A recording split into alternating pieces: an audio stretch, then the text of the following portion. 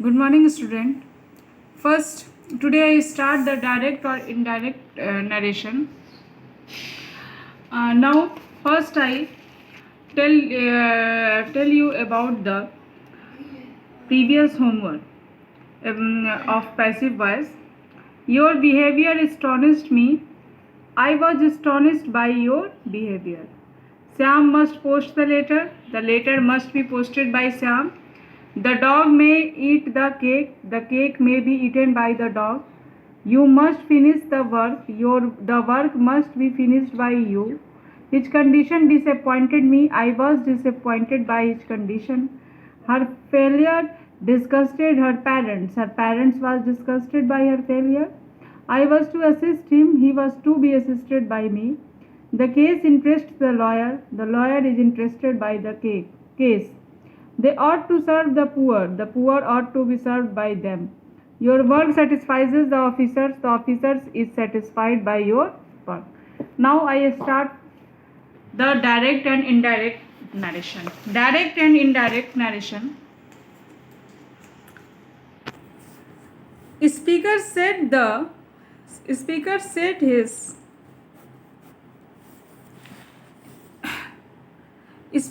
his words in two ways. वक्ता जो है कहने वाला अपने बातों को अपने शब्दों को दो तरीकों से कहता है, डायरेक्ट और इनडायरेक्ट वे में। एक डायरेक्ट तरीका होता है और एक इनडायरेक्ट तरीका होता है। तो स्पीकर जो अपनी बातों को कहता है वो किस तरीके से, एक डायरेक्ट कहता है और उसी बात को इनडायरेक्ट वे में भी कहा जाता है। अब देखिए कि डायरेक्ट और इनडायरेक्ट नरेशन को कैसे पहचानते हैं। मान लीजिए सेंटेंस है, she said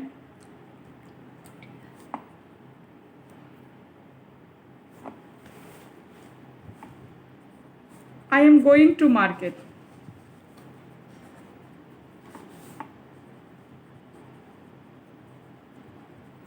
She said, I am going to market. तो ये आपका क्या हो गया, direct narration. Indirect narration we use inverted comma. तो ये आपका क्या हो जाता है, क्योंकि जो स्पीकर अपने शब्दों को कह रहा है वो जो का त्यों कह दे रहा है, डायरेक्टली जो का त्यों कह दे रहा है, इसमें कहीं भी इनडायरेक्शन नहीं है। अपने शब्दों को वो जो के त्यों कह दे रहा है, तो ये आपका क्या हो जा रहा है, डायरेक्ट नरेशन। इसे हम डायरेक्ट स्पीच भी कहते हैं। अब देखिए, अगर सेंटेंस को हम इसी को अगर हम इनडायरेक्ट वे में लिखेंगे तो ऐसे लिखेंगे, she said that she was going to market. She said that she was going to market. अब इस सेंटेंस में क्या है कि शब्दों को या अपने वाक्यों को डायरेक्ट ना कहकर, ज्यों का त्यों ना कहकर, इसको घुमा के कहा गया है, यानी इनडायरेक्ट वे में कहा गया है। उसका इनडायरेक्ट वे में उसके भाव को प्रकट किया गया है। तो ये आपका क्या हो जाएगा, indirect narration. I think you understand what is direct or indirect narration.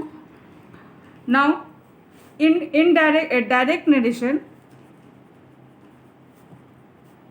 you have to know about something. First is, जैसे she said I am going to market.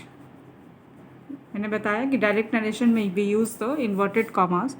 Now, the portion which is inside the inverted comma is called the reported speech. जो portion आपके inverted comma के अंदर है उसे हम क्या कहते हैं, reported speech. And the portion which is outside the inverted commas is called the reporting verb.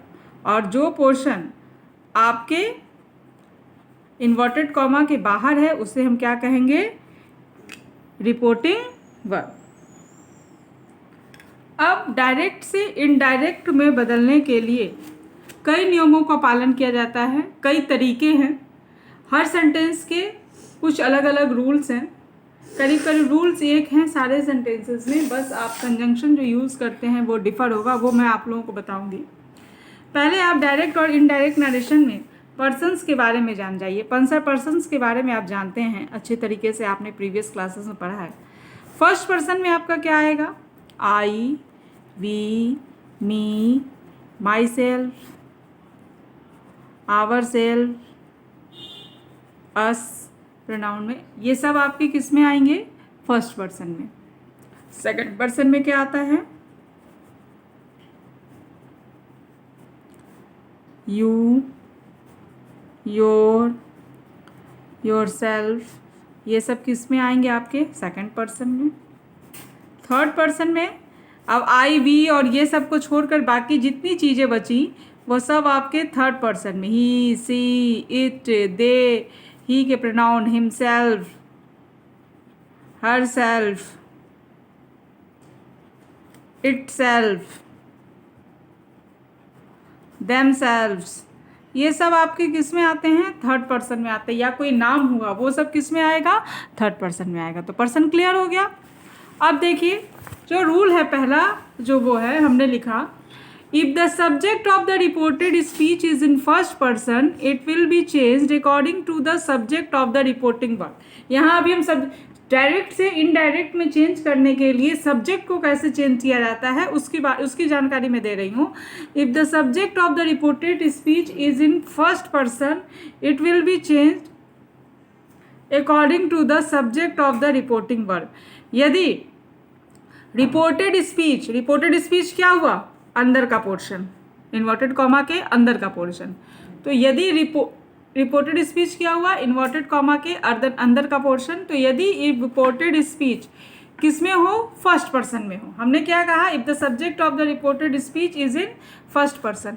यदि रिपोर्टेड स्पीच का सब्जेक्ट आपका किस में है? फर्स्ट पर्सन में है, तो ये किसके अनुसार चेंज होगा? रिपोर्टिंग वर्ब के सब्जेक्ट के अनुसार। फिर से मैं बता रही हूँ, if the subject of the reported speech is in first person it will be changed according to the subject of the reporting verb.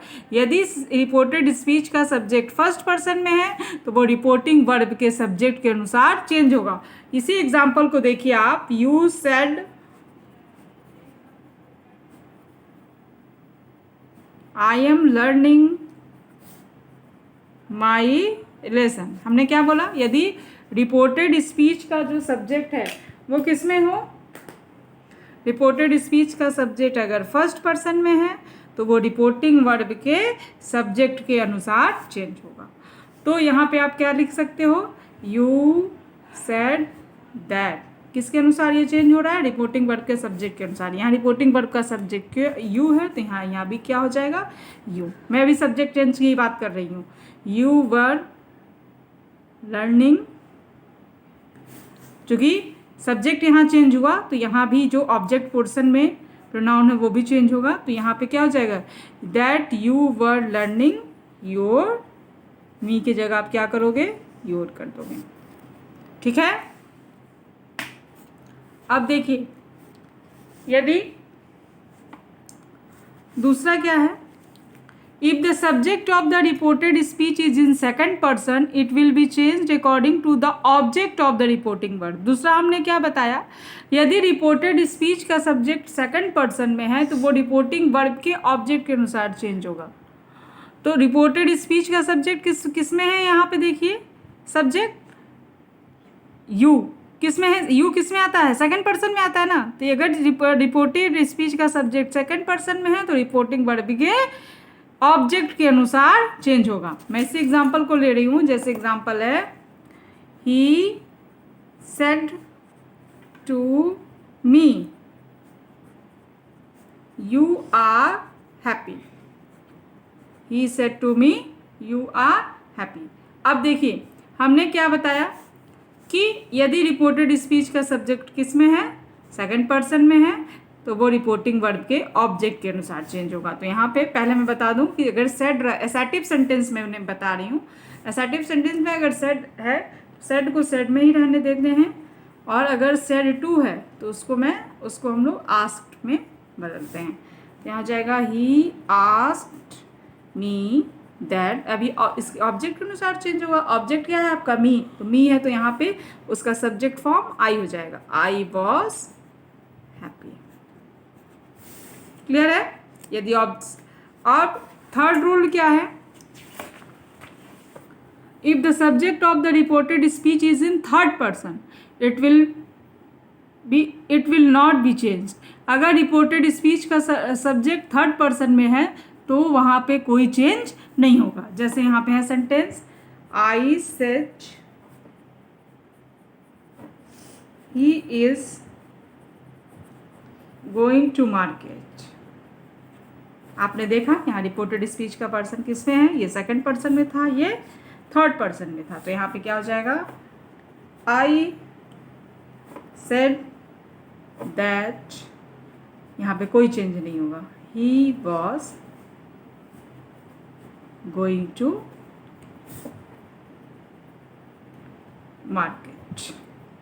आज मैं तीनों सब्जेक्ट चेंज के बारे में बताई हूँ, इसको आप अच्छे से रिवाइज कीजिएगा, अपनी ग्रामर की बुक में भी देख लीजिएगा, अच्छे से जितना मैंने बताया उसको रिवाइज कीजिएगा। कल मैं फिर इसके आगे बताऊंगी। मैं इकट्ठे इसलिए नहीं बता रही हूँ क्योंकि आप लोगों को परेशानी हो जाएगी समझने में, इसलिए आज मैं केवल सब्जेक्ट चेंज तीनों सब्जेक्ट के बारे में बताया कि फर्स्ट पर्सन, सेकेंड पर्सन और थर्ड पर्सन कैसे चेंज होगा। आगे फिर मैं इसके आगे और भी रूल्स बताऊँगी। Tomorrow I will explain the another rules.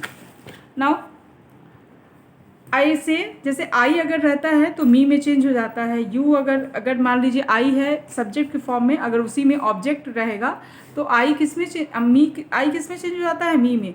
You किस से चेंज हो जाएगा, योर में।